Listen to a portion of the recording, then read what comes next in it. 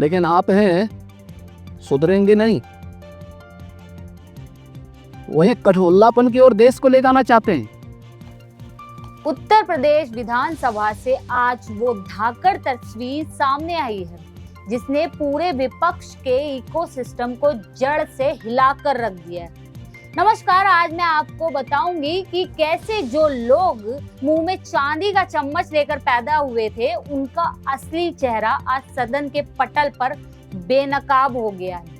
आज विधानसभा में तुष्टीकरण की राजनीति करने वालों के ताबूत में आखिरी कील ठोक दी गई है। जो लोग दलितों, शोषितों और पिछड़ों का हक छीनकर अपने खास वोट बैंक की झोली में वोट डालने का सपना देख रहे हैं, तो आज मुख्यमंत्री योगी आदित्यनाथ ने उनके मंसूबों को मिट्टी में मिला के रख दिया है। मैं आपको वो एक्सक्लूसिव सबूत दिखाऊंगी, वो अंदर खाने की रिपोर्ट दिखाऊंगी जिसे देखकर आपके पैरों तले जमीन खिसक जाएगी, शायद आपको विश्वास भी ना हो। हम आपको योगी आदित्यनाथ का वो बेबाक और दहाड़ता हुआ वीडियो दिखाएंगे जहां उन्होंने अखिलेश यादव और समाजवादी पार्टी के उस खतरनाक सिंडिकेट का पर्दाफाश किया है जो संविधान की पीठ पर छुरा घोंपने की तैयारी कर रहा था।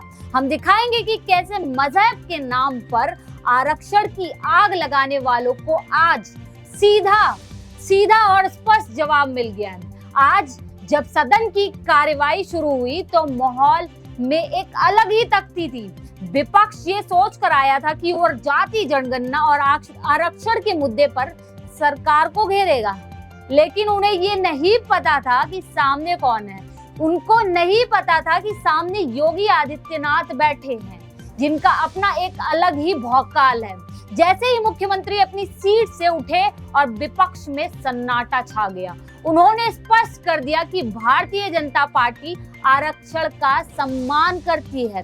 ये बाबा साहेब अंबेडकर का दिया हुआ संवैधानिक अधिकार है, लेकिन मजहब के नाम पर 1 इंच भी आरक्षण नहीं दिया जाएगा।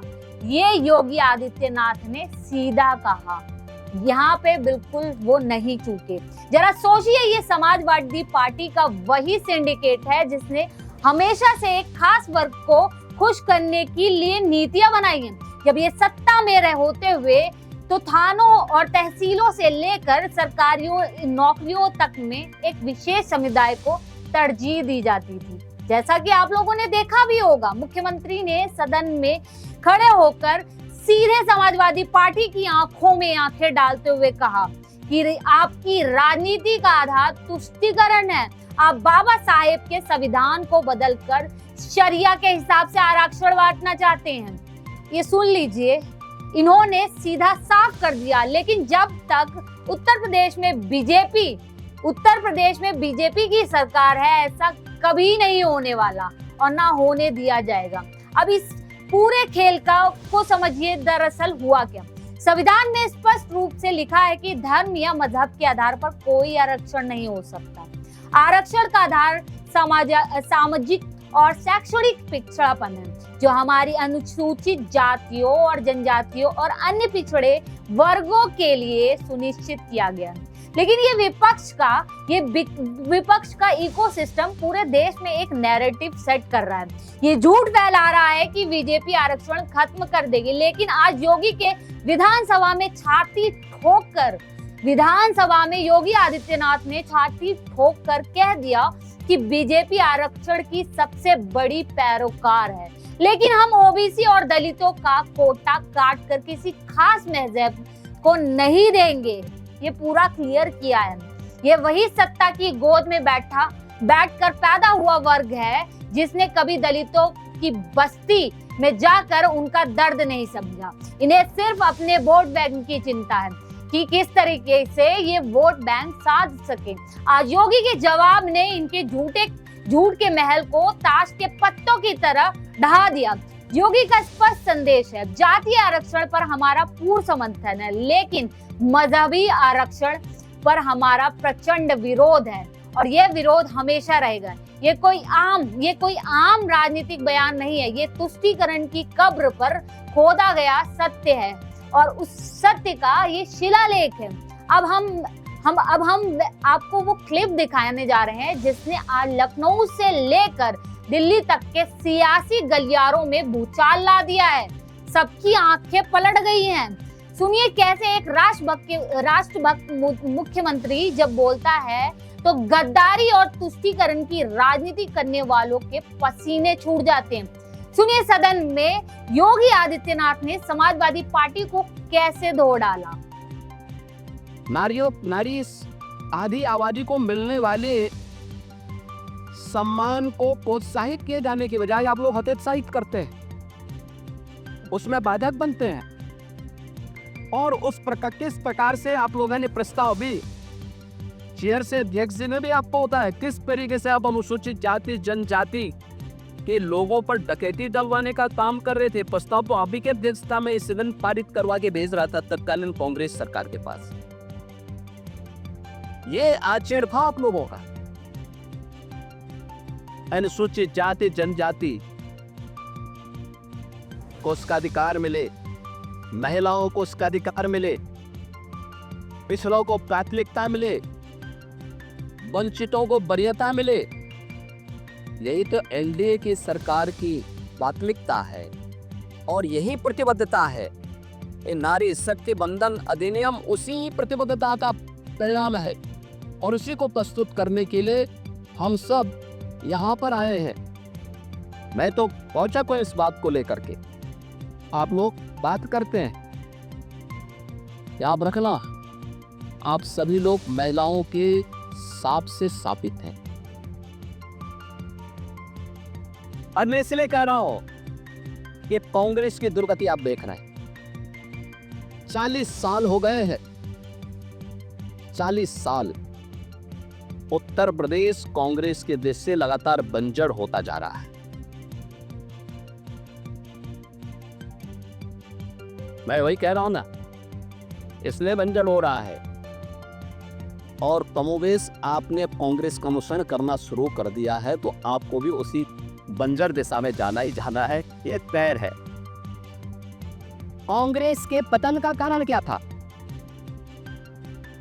एक मुस्लिम महिला के साथ वही अत्याचार पर मौलवियों के सामने घुटना टेक करके नाक रगड़ने की प्रवृत्ति। सावाना प्रकरण में आप लोगों ने एक मुस्लिम महिला के साथ जो अन्याय किया था, उस समय सादानो प्रकरण के बाद जो चीजें सामने आई थी, सुप्रीम कोर्ट ने किस प्रकार की टिप्पणियां की थी। अगर कांग्रेस से पाप नहीं करता, मौलवियों के दबाव में नहीं आता, भारत के कानून का सम्मान करके सावानों को भी न्याय दिया होता तो ये दुर्गति नहीं होती। महिला विरोधी आपका आचरण 3 तलाक के मुद्दे पर भी देखने को मिला था। 3 तलाक का कानून जब प्रधानमंत्री मोदी, आप लोग तो सावधानों वाले मामले में एक महिला के साथ अन्याय किए, लेकिन 3 तलाक का कानून जब आ रहा था तब भी आप लोगों ने, इंडी गठबंधन ने, कांग्रेस ने, समाजवादी पार्टी ने तब भी इस 3 तलाक की कुप्रथा का समर्थन किया था। दुनिया के अंदर तमाम इस्लामिक देश 3 तलाक की कुप्रथा गणना मानते, लेकिन आप हैं सुधरेंगे नहीं, वही कठोरलापन की ओर देश को ले जाना चाहते हैं। देखा आपने, क्या किसी भी विपक्षी नेता के पास योगी के इन सवालों का कोई जवाब था? यही नहीं, क्योंकि जब सच का सामना होता है तो झूठ बोलने वालों की जुबान पर ताले लग जाते हैं। समाजवादी पार्टी के नेता आज बंगले झांक रहे थे, माफ कीजिएगा, आज जो समाजवादी पार्टी के नेता है वो बगल से झांक रहे थे।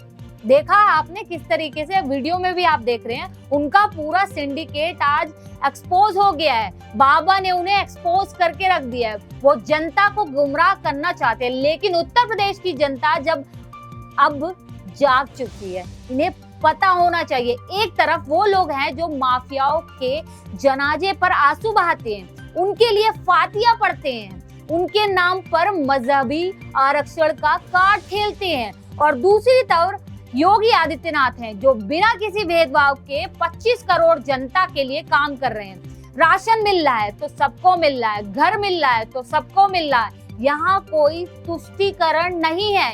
इसी विकास और इसी ईमानदारी से विपक्ष बौखलाया हुआ है। उनका वोट बैंक खिसक रहा है, इसलिए वो अब मजहब के नाम पर आरक्षण का झुंझुना लेकर आ गए हैं। ये केवल एक विधानसभा की सत्र की बहस नहीं है, ये भारत के भविष्य की लड़ाई है।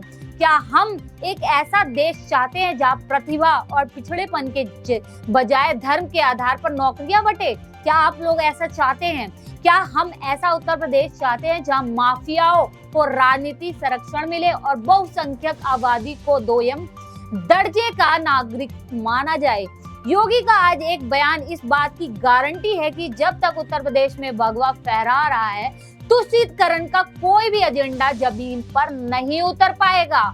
ये साफ कर दिया है बाबा ने। आपको ये समझना होगा कि अगर मजहबी आरक्षण लागू हुआ तो किसका हक मारा जाएगा? यह हक किस अमीर का नहीं मारा जाएगा, यह हक गरीब का मारा जाएगा, दलित का, उस अति पिछड़े का जो दिन रात मेहनत करके सरकारी नौकरी का सपना देखते हैं, क्योंकि ये लोग ये सरकारी नौकरियां अपने लोगों को बांट देंगे। समाजवादी पार्टी का ये इकोसिस्टम उसी गरीब के मुंह से निवाला छीनकर अपने खास वोट बैंक को देना चाहता है। यही उनकी असली समाजवाद की परिभाषा है, जिसको बाबा ने पूरी तरीके से परिभाषित किया। लेकिन आज भारतीय जनता पार्टी ने स्पष्ट कर दिया है कि बाबा साहेब के संविधान की रक्षा के लिए वो किसी हद तक जाएंगे। बाबा साहेब ने खुद कहा था कि धर्म के आधार पर आरक्षण देश के लिए घातक होगा, लेकिन आज की चांदी की चम्मच वाले नेता खुद को बाबा साहेब से भी बड़ा समझने लगे हैं। योगी ने आज इन्हीं नेताओं का अहंकार तोड़ा है। क्या उत्तर प्रदेश की जनता भूल गई है वो दौर जब एक खास टोपी पहनने वाले को कानून से ऊपर माना जाता था?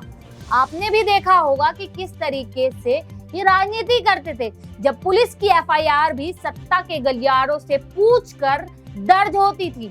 वो सिंडिकेट आज फिर से वापसी के लिए छटपटा रहा है।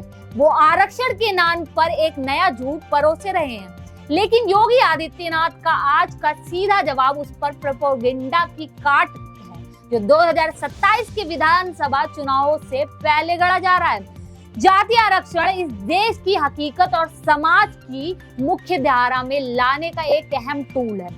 योगी सरकार ने पिछले सालों में सबसे ज्यादा दलितों और पिछड़ों को रोजगार दिया है, लेकिन विपक्ष का इकोसिस्टम इस सच्चाई को छिपाना चाहता है। सदन में योगी ने अपने आंकड़ों के साथ वो धाकड़ प्रेजेंटेशन दिया।